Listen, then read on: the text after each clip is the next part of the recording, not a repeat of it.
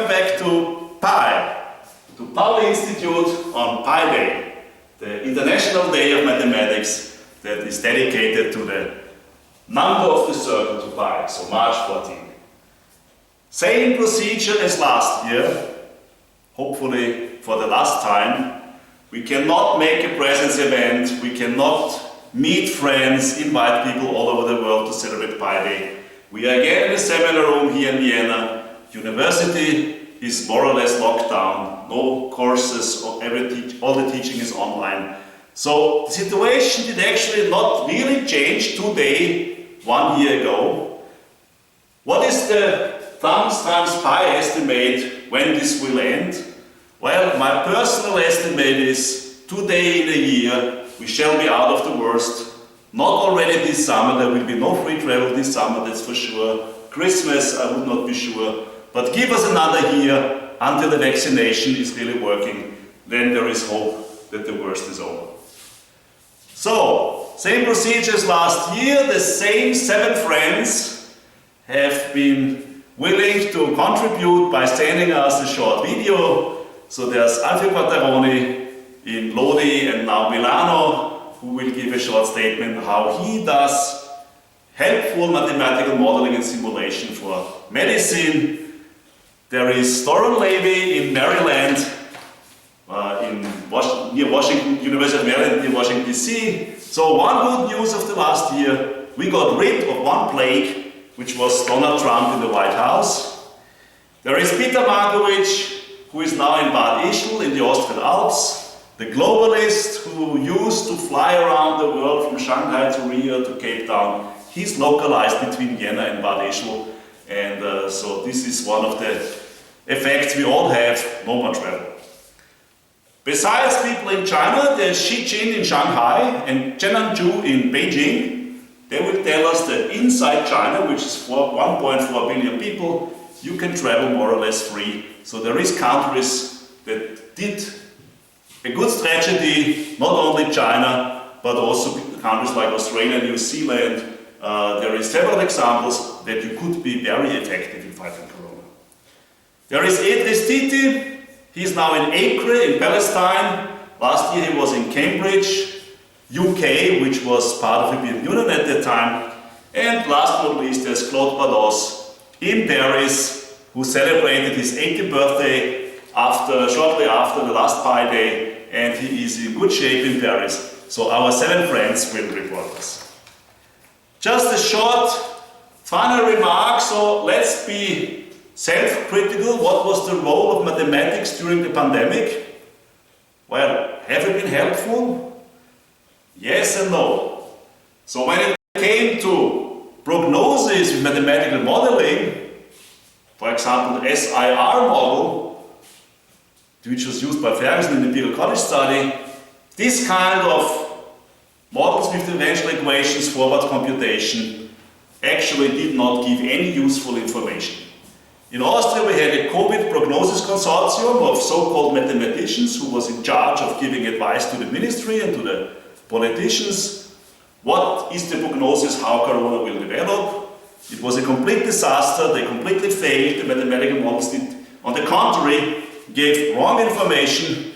They did not foresee the second wave that was 10 times higher, much more significant than the first wave in most of Europe, in particular Austria, when it was easy to tell it if you did not do mathematical modeling and fancy things, but just took the curve of daily cases, take the logarithmic representation, and then look at this straight line, do the correct averaging over 7 days and something, and you could see it. From June on, it was clear we had exponential growth. The number of cases was doubling at a certain period.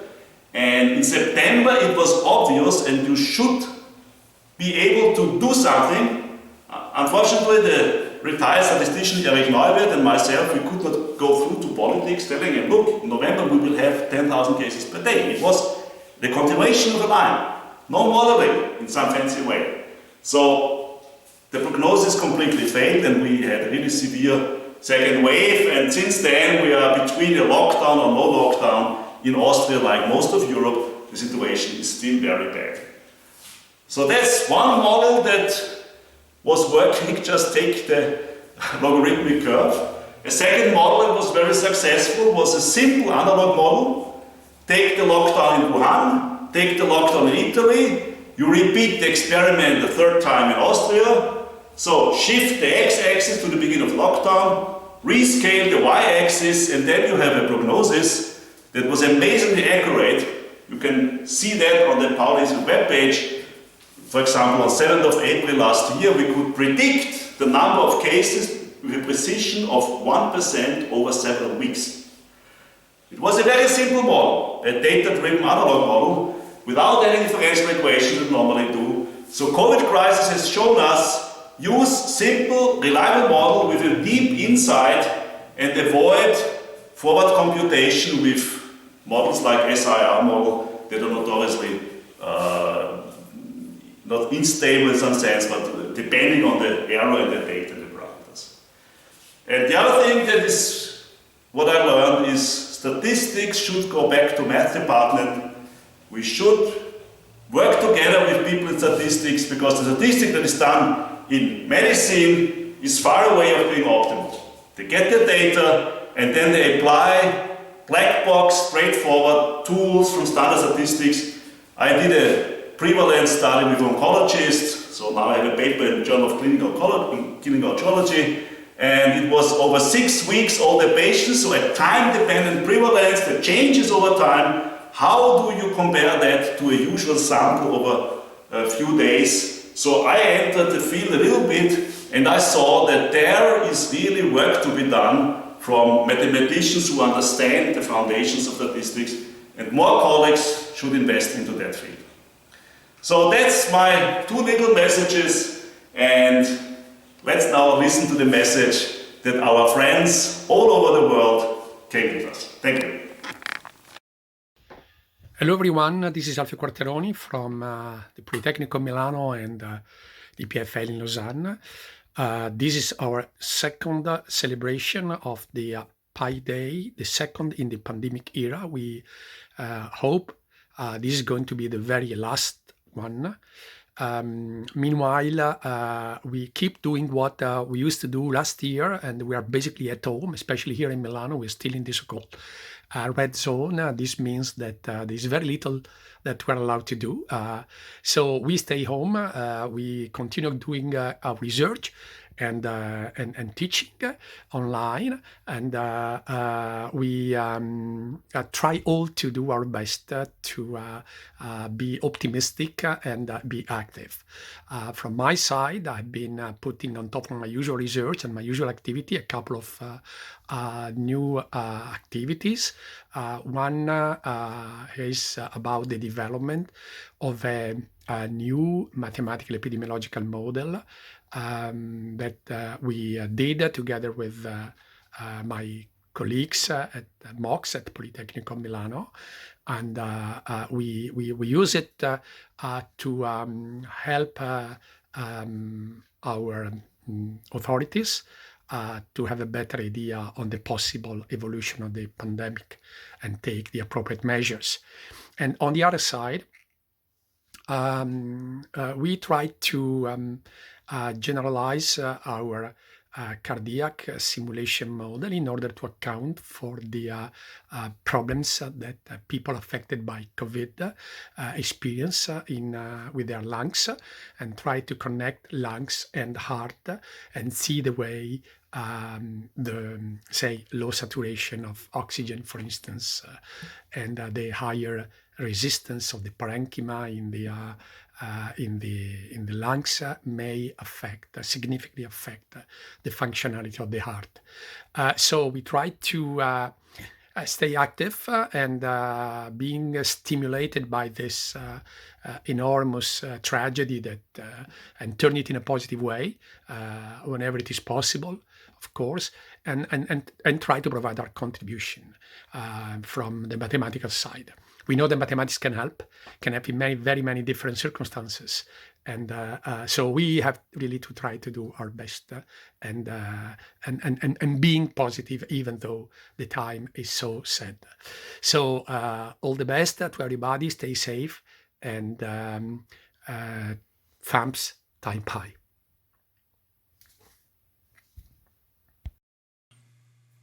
Hi, I'm Dorn Levy, and I'm joining you from Maryland, about 10 miles from the nation's capital. A year into the pandemic, and we're celebrating Pi Day again.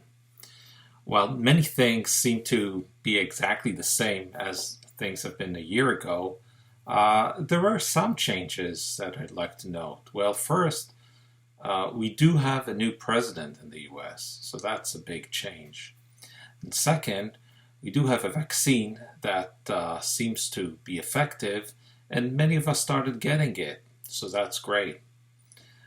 3, we are starting to talk about reopening, and that is very refreshing news. And finally, we had all these changes at home.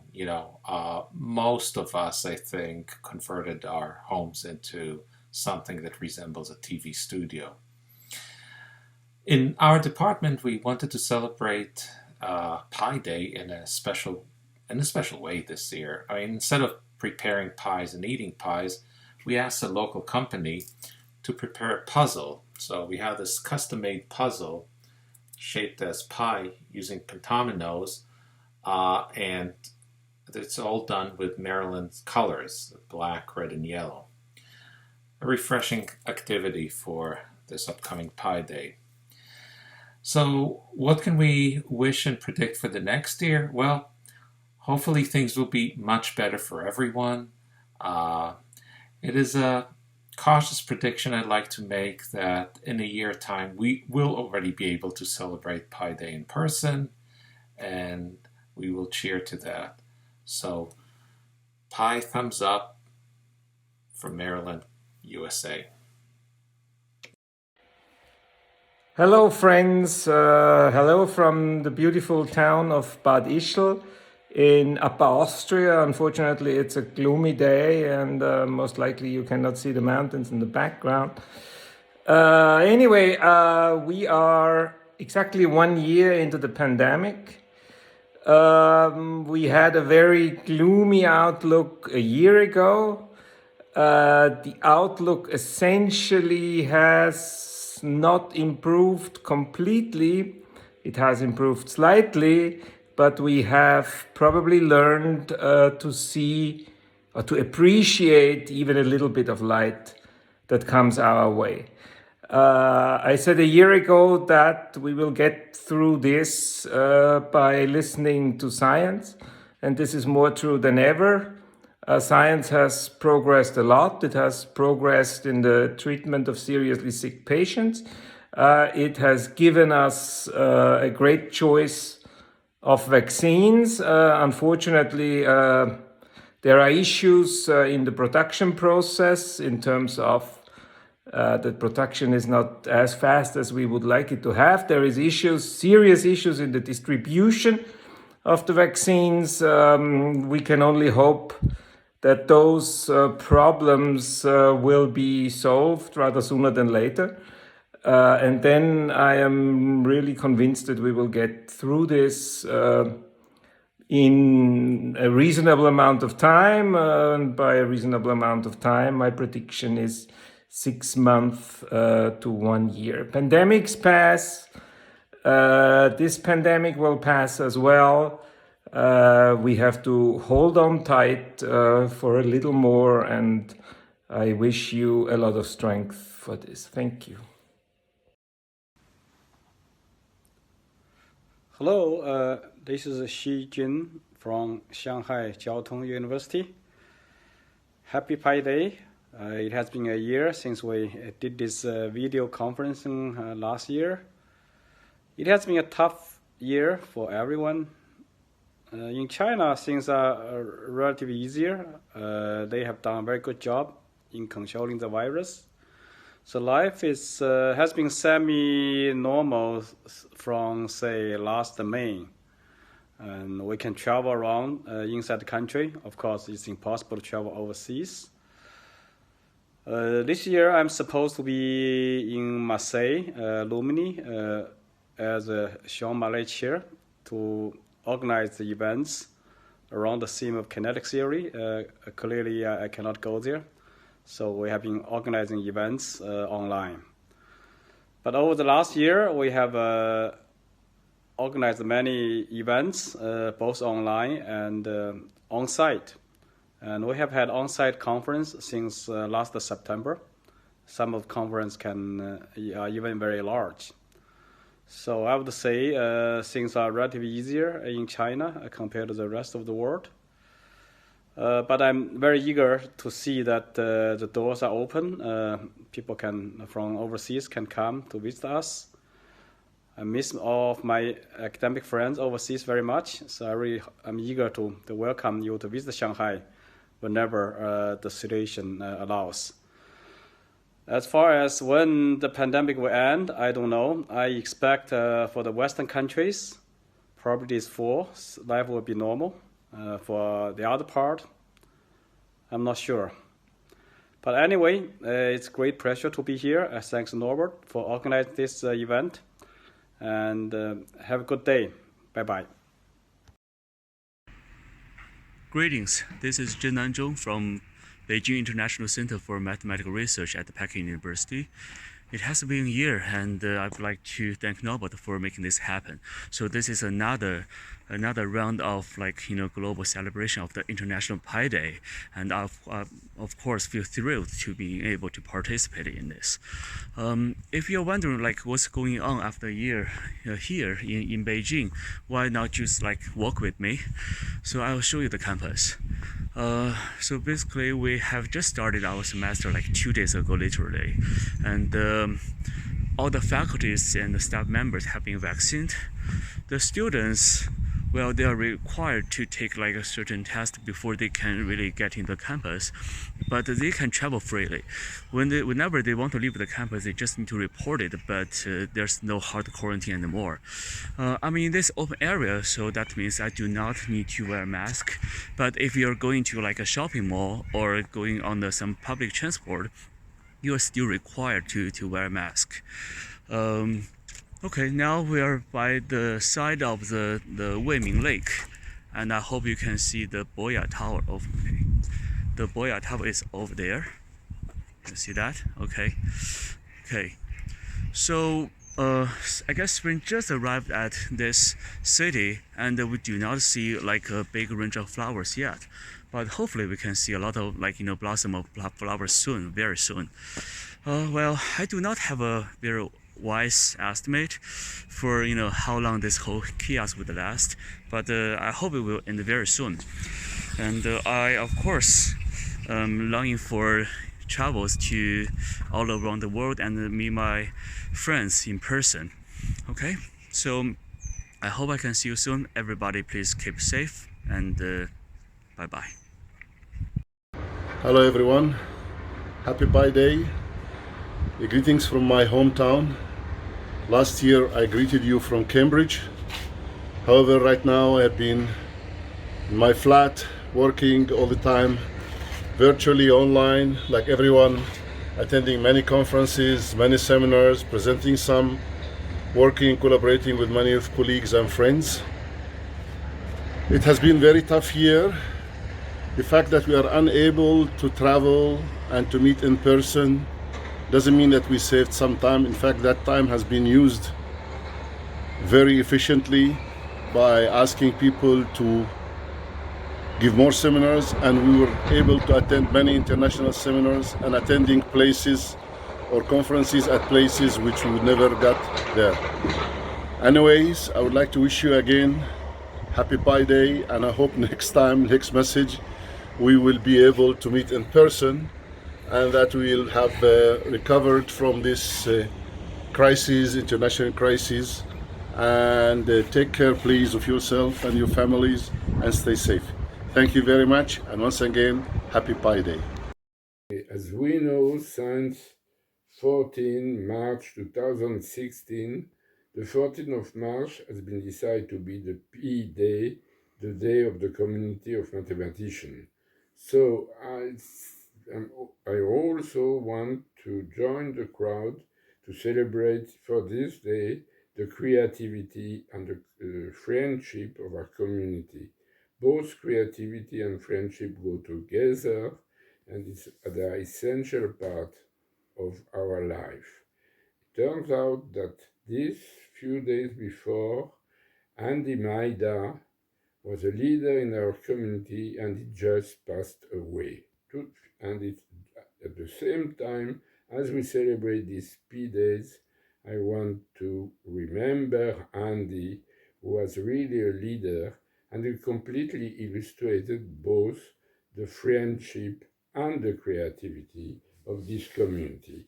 I always carry with me this picture of Andy, which was taken in my house with Peter Lax, at the time he was his mentor, his wife Gerda, and one former student of me, who was Hassan Emami Rad.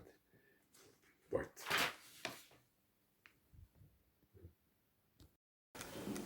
So, here we are again in the seminar room of Pauli Institute.